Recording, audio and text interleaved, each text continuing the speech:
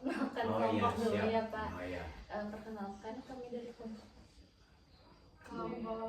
tiga yang beranggotakan saya Nayula Pratiwi, saya Nadila Fatima Zahra, saya timnya. Ini ya. Langsung saja ya Pak memasuki dari itunya pertanyaannya. Cara Bapak menghadapi konflik ketika menjadi seorang pemimpin? Oh iya. Bismillahirrahmanirrahim. Assalamualaikum warahmatullahi wabarakatuh. Waalaikumsalam. Sebagaimana yang barusan dipertanyakan tentang bagaimana cara menghadapi konflik Ya. apabila ada masalah di Ya. suatu organisasi, Ya, gitu ya. betul. Pertama, kita mengidentifikasi terlebih dahulu masalahnya apa. Nah, setelah mengidentifikasi, kita rumuskan apa yang menjadi fokus masalahnya tersebut, kita cari solusi. Nah, setelah itu kita kumpulkan staf-staf untuk memecahkan persoalan tersebut yang dihadapi pada saat itu. Nah, setelah itu kita berembuk mencari solusi. Seperti apa solusinya?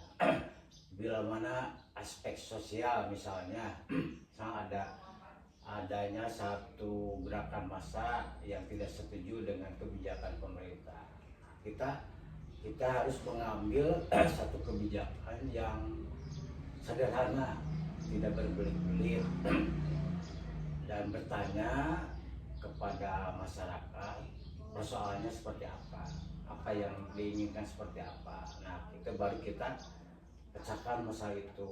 Nah, setelah ada pemecahan dari hasil rembuk semua, kita sampaikan kepada masyarakat dengan mengumpulkan masyarakat yang ada di sana, misalnya tokoh masyarakat dan tokoh-tokoh yang lainnya. Nah, kita bicarakan di sana untuk menawarkan solusi yang ditawarkan oleh satu organisasi seperti itu. Jadi seperti bermusyawarah gitu. Ya.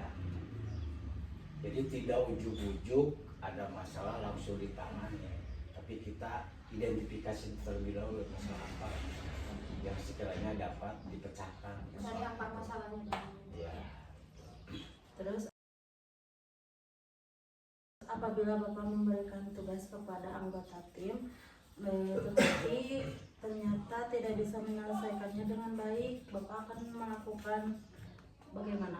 Pertama, kita mendapatkan berita bahwa staf atau bawahan melaksanakan tugasnya kurang baik. Kita jangan cepat percaya begitu saja, tapi cek kita ke lapangan, seperti apa di lapangannya, apakah betul orang tersebut tidak menjalankan tugas dengan baik. Nah, apabila staf tersebut betul-betul tidak menjalankan tugasnya dengan baik, kita panggil, kita beri arahan seperti apa arahannya, tugasnya dikasih tahu seperti ini. Nah, setelah itu kita pantau staf tersebut apakah betul nggak. Setelah dikasih pengarahan, kita awasi. Setelah itu kita bimbing. Nah, setelah itu baru kita bisa memberikan apabila mereka sudah ada perubahan dari sisi melaksanakan tugas seperti itu.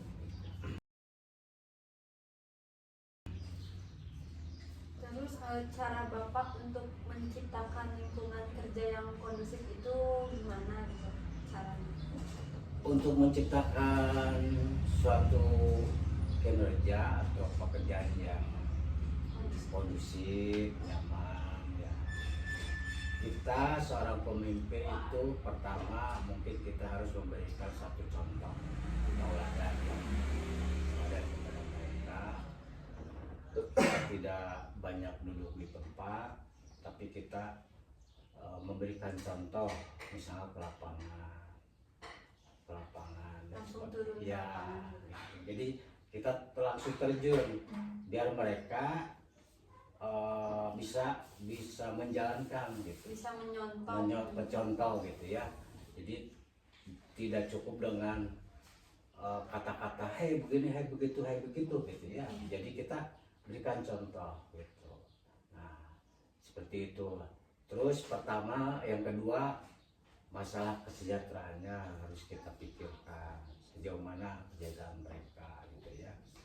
Nah, dalam tugas kita bagi tugas dengan merata ya, tidak ada istilahnya ini si A anak buah yang apa namanya jadi inilah gitu ya.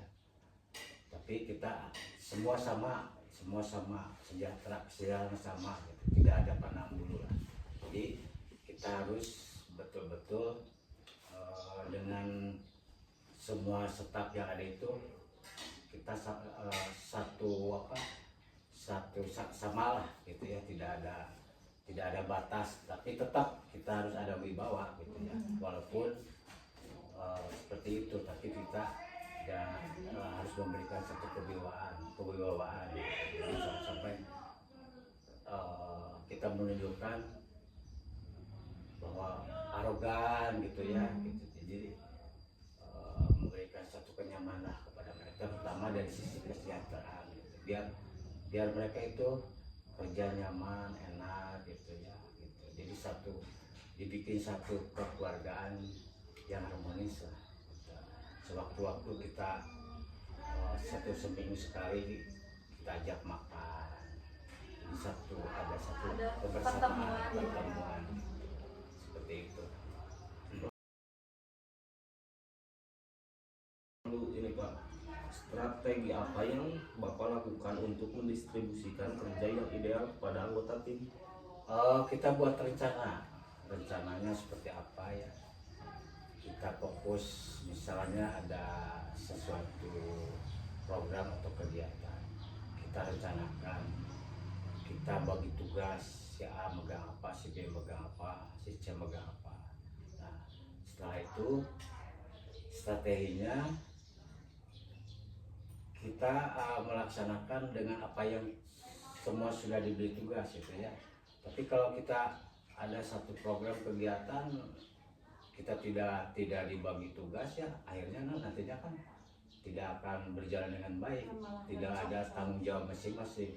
Nah oleh karena itu kita harus bagi tugas, ada yang si A pegang ini, si B tanggung jawab ini gitu.